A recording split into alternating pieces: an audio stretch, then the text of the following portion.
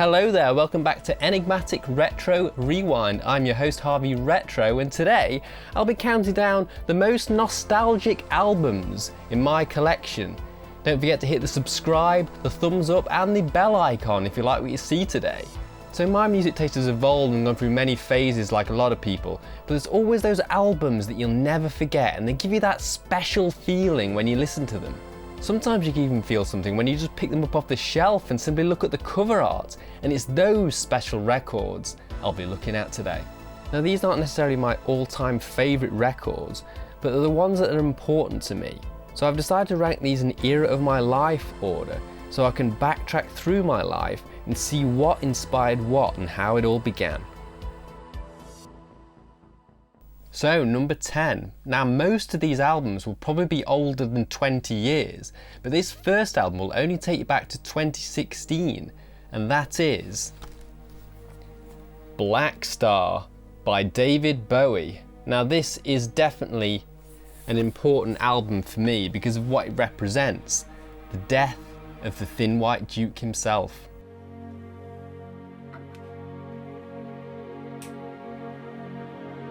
Being a big fan, I struggle to listen to it without getting emotional because it's an incredibly somber album with lyrics like "Look up, I'm in heaven, I've got scars that can't be seen," and "Where the fuck did Monday go?" are definitely the words of a man that's focused on time running out.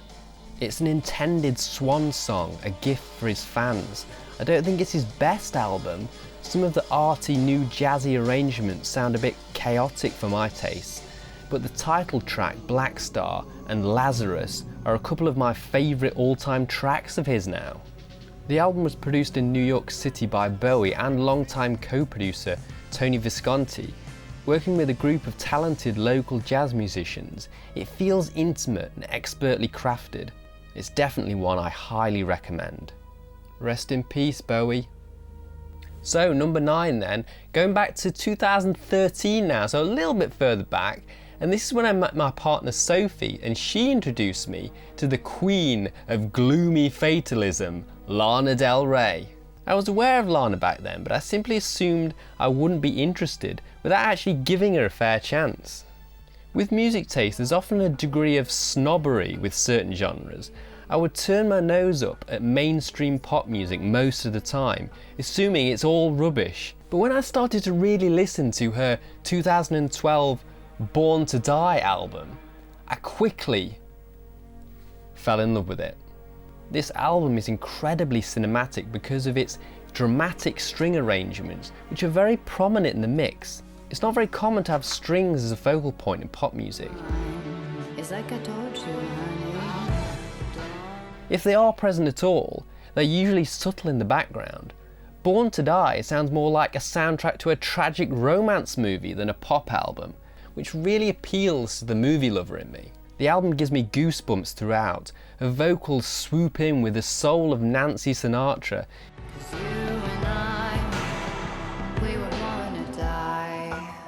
Beautifully poetic lyrics filled with melancholy, glamour and danger.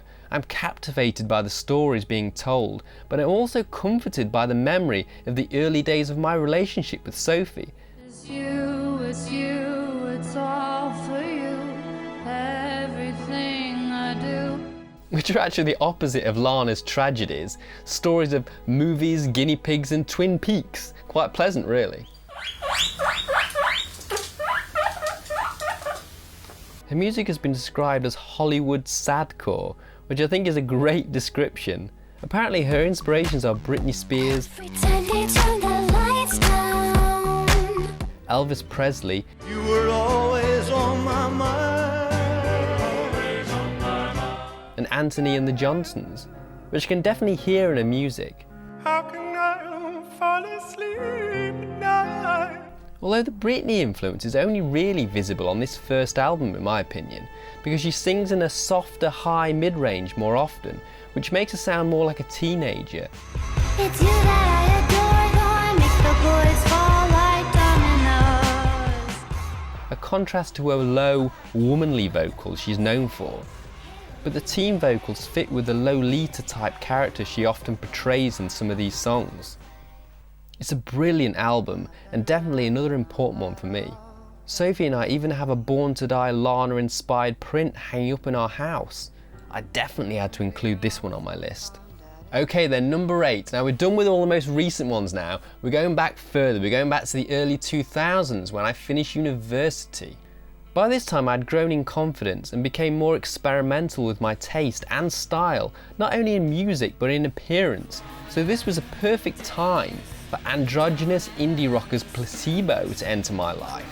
I first became aware of Placebo in my school days, but I clearly wasn't ready for the boldness of songs like Nancy Boy. Comes across all shy coy, just another Nancy Boy. So it wasn't until later when I watched the movie Cruel Intentions and I heard the song Every You Every Me blasting out in the title sequence, it inspired me to pick up Without You I'm Nothing by Placebo. I'm nothing. Without you, I'm nothing. I don't know why I said it like that.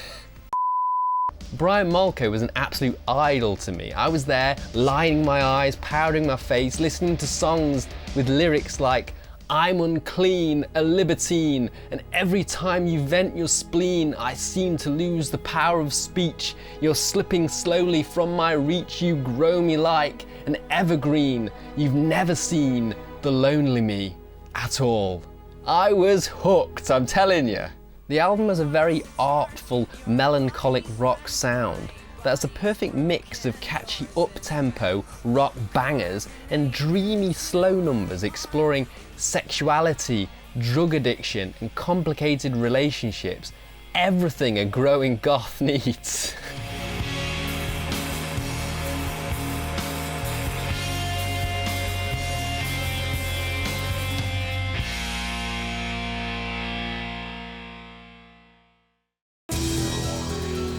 Fancy supporting Retro Rewind in the best possible way? Head over to buymeacoffee.com/Harvey Retro and choose from 2 options to unlock exclusive full movie and album commentary videos by yours truly and guests. Select membership and join Harvey's AV Club for £3 a month. Trivia, anecdotes and even drinking games will be on the cards with these special commentary episodes. Or, if you'd rather, just say thank you without joining the club, select support and buy us a VHS tape, which is a single £5 contribution, and don't forget to tell us which classic you're adding to our library, as it might inspire me to review that movie in future. And that's it.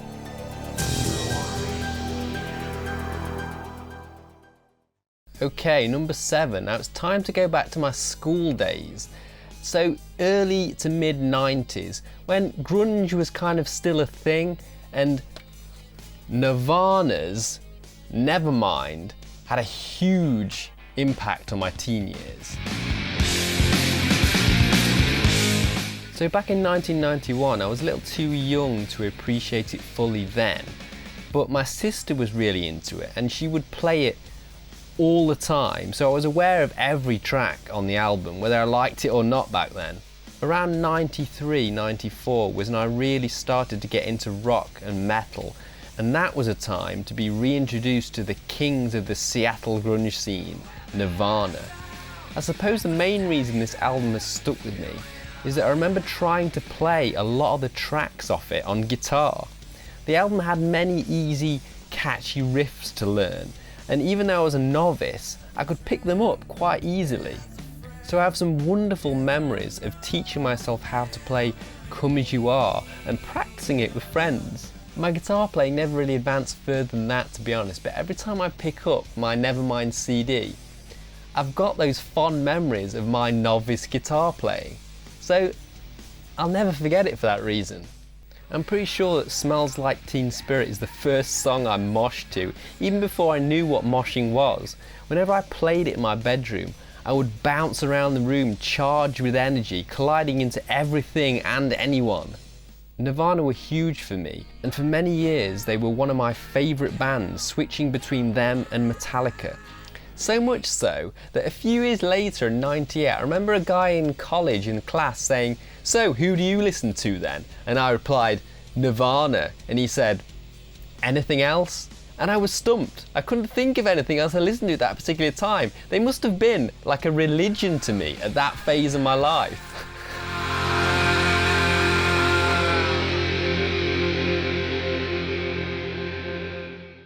Okay, so number 6. Now, Metallica. I think they were the first heavy band I got into. Like a lot of people getting into rock and metal, it's like a drug, you tend to start with the softer stuff and then eventually get up to thrash metal. But I do think Metallica is a great gateway drug into metal because they have some melodic stuff in their catalogue that kind of ease you into it. I remember hearing tracks off the Black album first, like Enter Sandman and Nothing Else Matters, which was a very commercial, radio-friendly sound. I loved it, and eventually they led me to pick up Master of Puppets.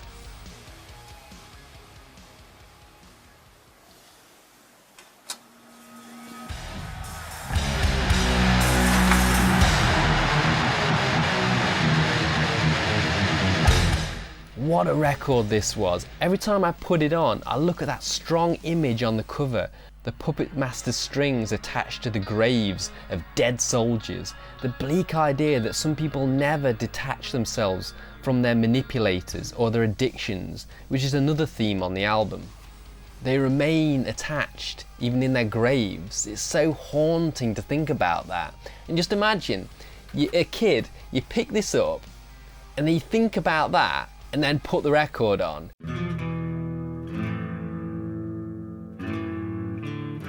The opening track, Battery, has a beautiful classical guitar intro, and one thing I used to love to do was to trick people who aren't into metal into listening to it. I remember putting the tape on in the car with my mum and turning the volume up really loud, and she'd be like, "Oh, this is nice, I didn't know you're into classical." Then the riff would kick in and she'd be like, "Ah, turn it off, turn it off, turn it off."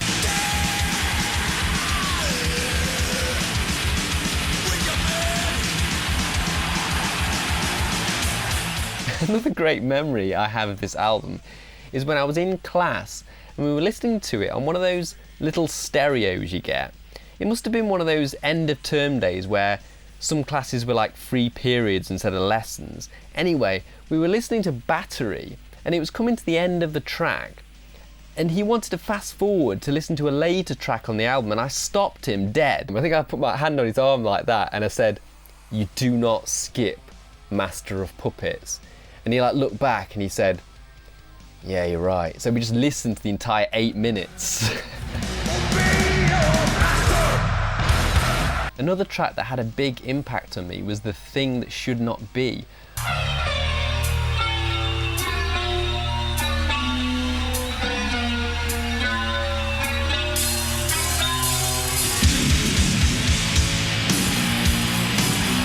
Around this time in my life, I was beginning to get into horror films, and this Lovecraftian themed track made me picture all those monster movies I'd either just seen or was planning to see. It still has that effect on me now. So, Crossroad by Bon Jovi comes in at the number 5 slot for me. It's funny because it's a best of album, and most of the time I would say they don't count in a ranking situation because they're just a hit compilation put together for a cash grab, not a real album. But there's something spectacular about this 1994 best of. It sets it apart from the regular kind of hits album.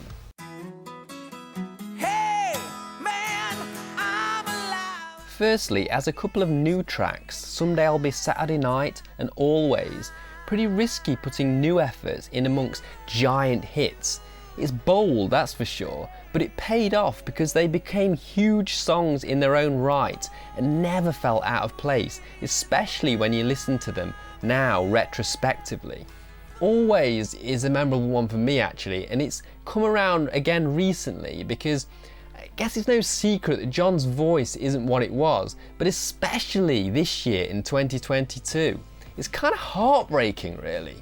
But if you watch the 2019 live performance of Always on YouTube, it's so emotional because of how hard it is for him to sing.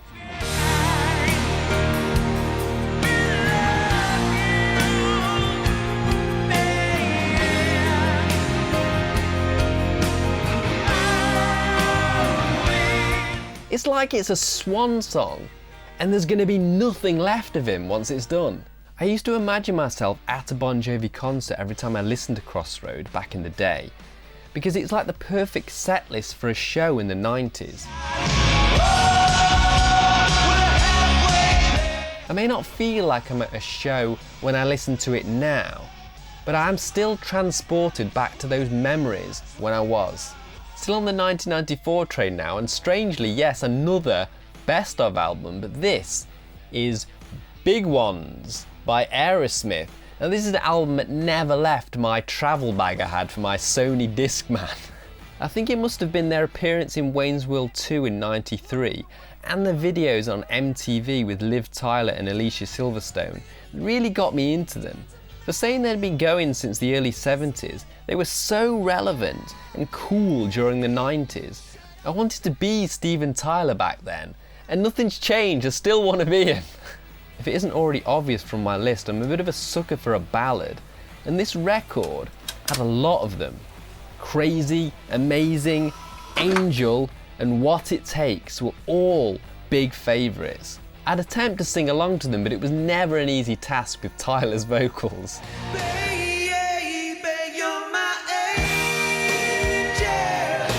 So I guess overall the album really stuck with me, mainly because of the era it takes me back to. I'm scared to death, but you know, I'm addicted to adrenaline, so I can't get enough of it. When things like Headbangers Ball was on MTV, a show that was on too late, but I always hoped I'd catch a glimpse of.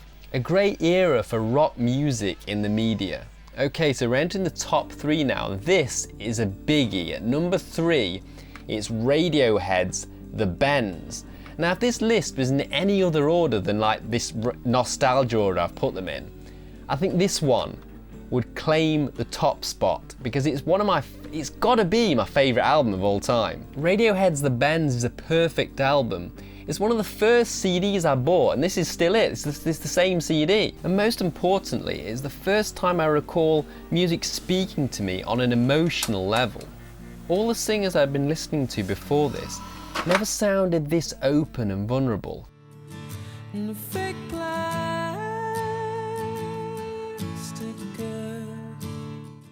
Tom York was wearing his heart on his sleeve, singing with so much anxiety in his voice, and that was okay, it was respected, it wasn't a sign of weakness. And for a 90s kid, it was really important to hear emotion being vented this way, not in anger. The Bends was definitely a difficult second album for the band. They decided to move away from their grunge sound of the debut Pablo Honey. But I'm a creep. And transition more into an art rock indie sound with more ambitious arrangements, more keyboard parts, and cryptic yet relatable lyrics.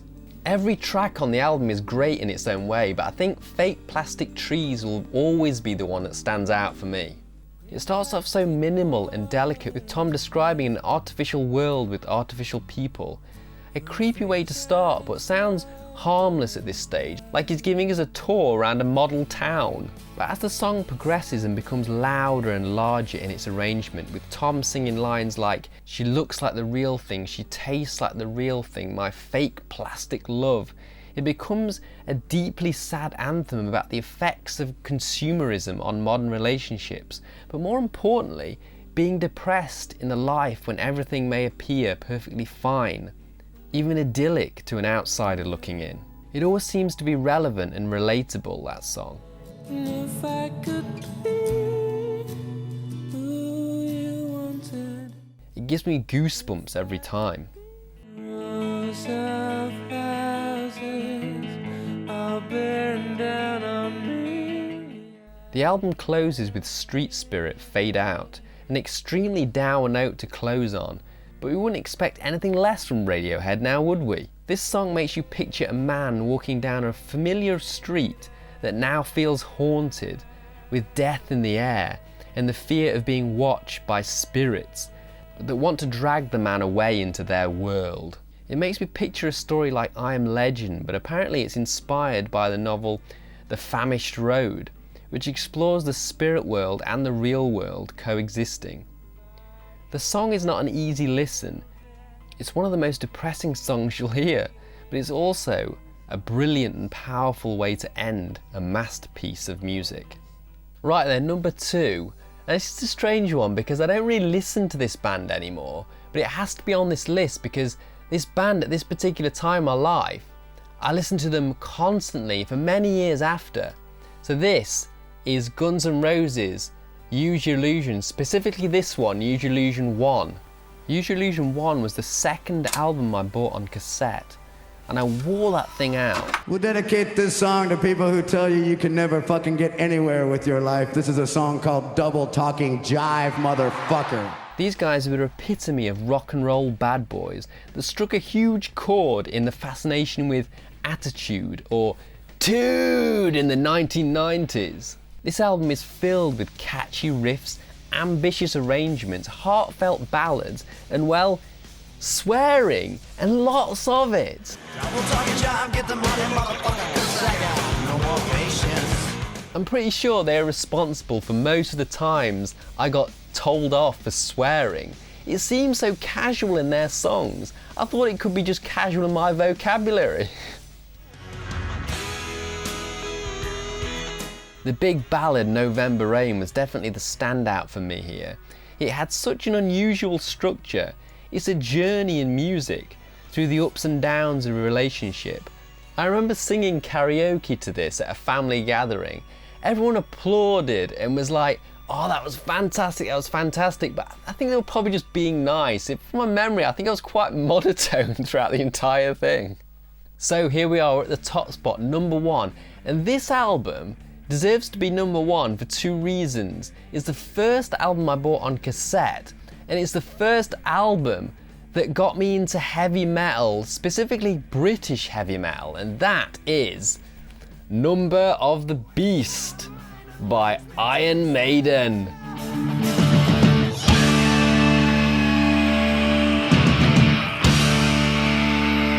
It was the early 90s and I'd been through the initial phase of exploration of music taste by listening to chart music. I remember gifts from family members, compilations like Now That's What I Call Music. I loved techno pop like Two Unlimited's No Limit, and I'd bought singles like What Is Love by Hadaway. But I had a desire to latch onto something with a bit more weight, something with more edge, something like Number of the Beast! I lived alone. My mind was blank. It's strange really because many people were drawn to Iron Maiden by their striking cover art. But when I first picked up Number of the Beast, it was in a reduced clearance bin. It was missing its iconic cover. It was simply a clear cassette in a clear case with Iron Maiden Number of the Beast on it. So I decided just to give it a blast.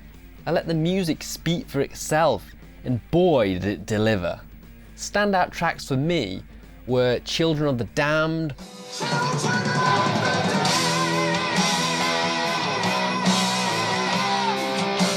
Run to the Hills,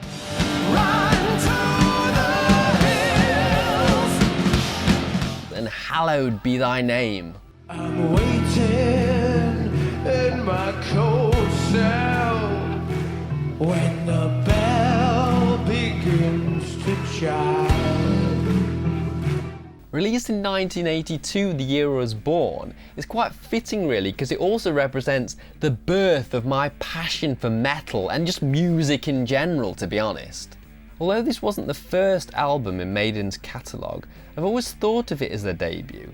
It was the first record to feature Bruce Dickinson as vocalist, who became such a huge part of their iconic sound. It's hard to hear them without him now. In fact, even though I'm aware of the first 2 albums without Bruce, I don't think I've ever really listened to them in full. It's more of a punk sound with a combination of Paul Di'Anno's vocals and the raw production quality.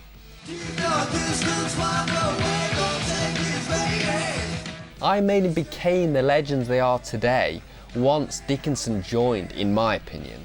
Apparently the album was quite controversial at the time, mainly in the US for its satanic depictions in the cover art and the lyrics of the title track. I guess this is something that never really affected me because, well, I didn't have the cover, so that's one thing. But also I didn't didn't grow up in a religious family, so it didn't offend them. But I didn't grow up in a home that loved metal either. So when I was blasting this out, I was probably offending them in a different way. So that is it. That is my list of the most nostalgic albums in my collection. Any of these albums your favourites too? What's your list? Put it in the comments. I'm Harvey Retro, and I'll see you in the future talking about the past.